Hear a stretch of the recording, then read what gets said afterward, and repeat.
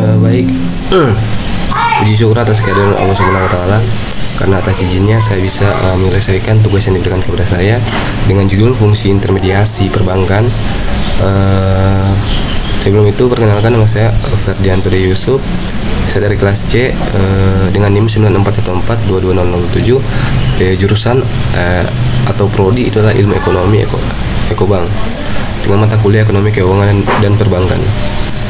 Baik, untuk mempersingkat waktu, kita langsung saja melanjutkan pembahasan kita, yaitu langsung ke konsep fungsi intermediasi. Jadi fungsi intermediasi ini adalah perbankan, peran yang dimainkan oleh lembaga keuangan seperti bank dalam menghubungkan antara pihak yang memiliki kelebihan dana dengan pihak yang memerlukan dana untuk berbagai keperluan ekonomi. Konsep ini mencakup beberapa aspek seperti penerimaan simpanan dari masyarakat, pemberian kredit kepada individu atau perusahaan, serta menyediakan berbagai layanan keuangan lainnya. Jadi berikut ini adalah beberapa contoh konsep dan mekanisme dalam fungsi intermediasi perbankan. Kita langsung masuk ke tugas utama sistem keuangan. Jadi tugas utama sistem keuangan itu ada 3, yaitu unit surplus penabung atau pemerintah perusahaan rumah tangga, sedangkan pasar uang atau pasar modal itu adalah sistem keuangan. Pemerintahan perusahaan rumah tangga adalah unit defisit atau peminjam. Sedangkan unit surplus adalah penabung dalam istilah yang mengacu pada individu rumah tangga atau lembaga yang memiliki lebih banyak pendapatan daripada pengeluaran. Dalam konteks keuangan, unit surplus penabung adalah entitas yang memiliki kelebihan dana yang dapat disimpan atau diinvestasikan setelah memenuhi semua kebutuhan dan kewajiban keuangan mereka. Mereka dapat menyimpan dana mereka dalam bentuk simpanan atau investasi instrumen keuangan lainnya untuk tujuan masa depan, seperti biaya pendidikan, pensiun, atau investasi jangka panjang. Dengan memiliki unit surplus, individu atau entitas dapat membangun kekayaan dan mencapai tujuan keuangan mereka. Sedangkan sistem keuangan ini adalah kerangka institusi pasar atau instrumen yang memfasilitasi aliran dana dari pihak yang menyimpan atau unit surplus ke pihak yang membutuhkan dana tersebut, yaitu unit defisit, serta manajemen risiko keuangan. Sistem keuangan mencakup lembaga-lembaga seperti bank, pasar saham, pasar obligasi, lembaga keuangan non-bank, dan badan pengatur. Fungsi utamanya adalah mengalokasikan sumber daya keuangan dan mengatur risiko, yang menyediakan layanan keuangan kepada individu, bisnis, dan pemerintahan untuk mendukung kegiatan ekonomi dan pertumbuhan sistem keuangan dan efisien yang stabil untuk menjaga stabilitas ekonomi suatu negara. Sedangkan unit defisit peminjaman, yaitu adalah pihak-pihak yang membutuhkan dana lebih dari yang mereka miliki dan perlu meminjam untuk memenuhi kebutuhan atau mencapai tujuan keuangan mereka. Ini bisa berupa individu, bisnis, atau pemerintah yang mengalami defisit antara pendapatan dan pengeluaran. Unit-unit ini mencari sumber dana tambahan melalui pinjam dari institusi keuangan, pasar obligasi, atau sumber dana lainnya. Mereka menggunakan dana yang dipinjam untuk berbagai tujuan seperti investasi dalam bisnis, pembelian properti, atau pembiayaan proyek atau infrastruktur. Dan setelah masuk ke 3 tahapan tersebut, proses tersebut masuk ke beli barang jasa dan investasi. Jadi pembelian barang dan jasa atau jasa konsumsi, unit defisit peminjaman dapat menggunakan dana yang dipinjam untuk membeli barang dan jasa konsumsi sehari-hari seperti makanan, pakaian, atau kendaraan. Yang kedua adalah investasi bisnis. Dana yang dipinjam dapat digunakan untuk memulai atau mengembangkan bisnis. Misalnya untuk membeli peralatan, menyewa ruang usaha, atau meningkatkan kapasitas produk. Yang ketiga adalah investasi properti. Unit defisit peminjaman dapat menggunakan pinjaman untuk membeli properti seperti rumah tinggal, apartemen, atau bangunan komersial sebagai investasi jangka panjang. Yang keempat adalah investasi keuangan. Dana yang dipinjam juga dapat diinvestasikan dalam instrumen keuangan seperti saham, obligasi, atau reksadana dengan harapan mendapatkan pengembalian yang menguntungkan di masa depan. Kemudian adalah pendidikan. Pinjaman sering digunakan untuk membiayai pendidikan tinggi, pendidikan tinggi baik untuk diri sendiri maupun untuk anggota keluarganya, seperti pendanaan kuliah atau program pelatihan lanjutan. Yang keenam atau yang terakhir adalah kesehatan. Unit defisit peminjaman mungkin juga meminjam untuk keperluan kesehatan seperti biaya perawatan medis yang tidak tercakup oleh asuransi kesehatan. Dengan menggunakan dana yang dipinjam secara bijaksana, unit defisit peminjaman dapat meningkatkan kemampuan mereka untuk mencapai tujuan keuangan jangka pendek maupun jangka panjang. Namun, penting bagi mereka untuk menghitung risiko dan kemampuan untuk mengelola kembali pembayaran pinjaman.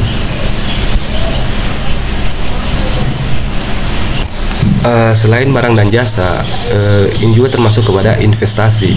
Investasi ini adalah tindakan atau proses menyimpan dana dalam suatu instrumen keuangan atau aset dengan harapan mendapatkan pengembalian atau keuntungan di masa depan. Tujuan utama dari investasi adalah untuk meningkatkan nilai kekayaan atau mencapai tujuan keuangan tertentu seperti pensiun, pendidikan, atau pembelian properti. Investasi dapat dilakukan dengan berbagai bentuk termasuk dalam saham, menyimpan dana dalam saham perusahaan untuk mendapatkan keuntungan dari pertumbuhan nilai saham atau pembagian dividen. Kedua adalah obligasi. Obligasi ini menyimpan dana dalam obligasi pemerintahan atau korporat untuk mendapatkan pengembalian berupa bunga atau pengembalian pokok pada saat jatuh tempo. Properti, membeli properti seperti rumah, apartemen, atau tanah dengan harapan nilainya akan meningkat seiring waktu atau dapat menghasilkan pendapatan sewa. Keempat adalah reksadana, menyimpan dana dalam portofolio investasi yang dikelola secara profesional yang terdiri dari berbagai instrumen keuangan seperti saham, obligasi, dan instrumen pasar keuangan. Yang kelima adalah komoditas, melakukan investasi dalam komoditas seperti emas, minyak, atau logam dengan harapan mendapatkan keuntungan dari fluktuasi harga. Kemudian adalah pendidikan, menyimpan dana dalam instrumen keuangan khusus yang ditunjukkan untuk biaya pendidikan seperti rencana tabungan pendidikan atau dana pendidikan. Jadi investasi selalu melibatkan risiko dan tingkat pengembalian yang diharapkan biasanya berkorelasi dengan tingkat risiko tersebut. Oleh karena itu, penting untuk melakukan riset dan rencana yang matang sebelum melakukan investasi yang mempertimbangkan tujuan keuangan dan toleransi risiko individu. Selesai dari beberapa pembahasan tersebut dan meningkatkan standar kehidupan masyarakat. Kita masuk ke penerimaan simpanan dengan pemberian kredit.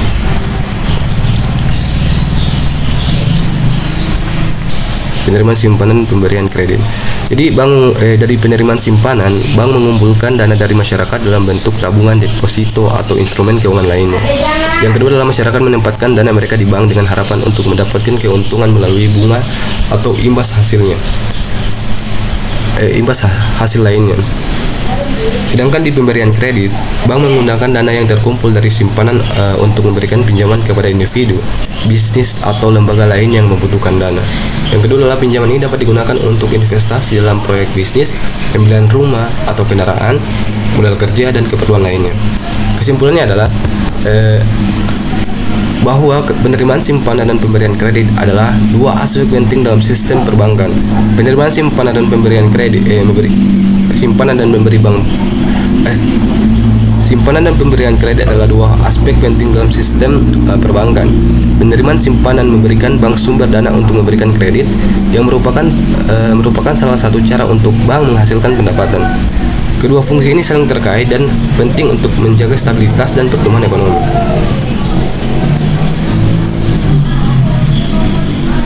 Kemudian kita masuk ke jenis-jenis intermediasi. Jenis-jenis intermediasi ini terbagi atas 5. Intermediasi dominasi atau lembaga intermediasi menghimpun dana dalam bentuk jumlah kecil-kecil dan kemudian menyalurkan berupa kredit dalam jumlah besar. Yang kemudian adalah intermediasi resiko. Lembaga intermediasi intermediasi akan menanggung resiko tidak dibayarnya kredit oleh debitur. Oke, baik. Ketiga adalah intermediasi jatuh tempo. Lembaga intermediasi menerima simpanan dan penabung dalam jangka pendek, kemudian memberikan pinjaman dalam jangka waktu lebih panjang. Yang keempat adalah intermediasi informasi. Lembaga intermediasi menyediakan informasi yang relevan dengan kondisi pasar dan peluang-peluangnya. Yang kelima adalah intermediasi mata uang. Lembaga intermediasi menerima dana pada berbagai jenis mata uang dan menyalurkannya dari dalam berbagai jenis mata uang.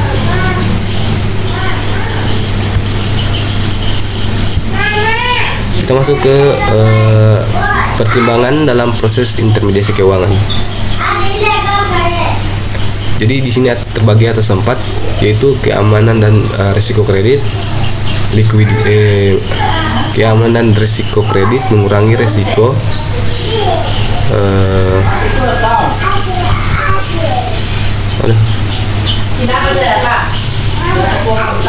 mengurangi risiko tidak dibayarnya simpanan. Yang kemudian adalah likuiditas, produk atau jasa yang ditawarkan liquid, mudah ditarik setiap saat.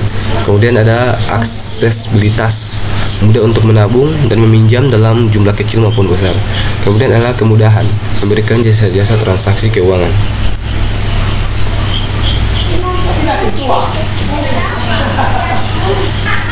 Kemudian kita masuk ke lembaga keuangan.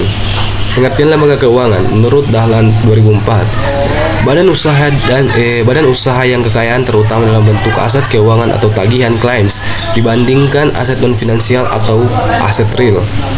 Jadi fungsi lembaga keuangan itu, fungsi intermediasi keuangan terbagi atas 4, yaitu pengalihan aset, likuiditas, relokasi pendapatan, dan transaksi. Kemudian kita masuk ke klasifikasi lembaga keuangan. Lembaga keuangan itu terbagi atas 2, depository atau depository dan non depository.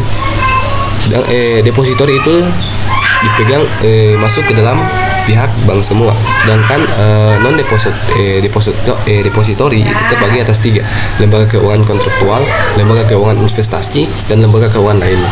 Oke, baik, sekian pemaparan materi dari saya. Jika ada kesalahan mohon maaf. Jika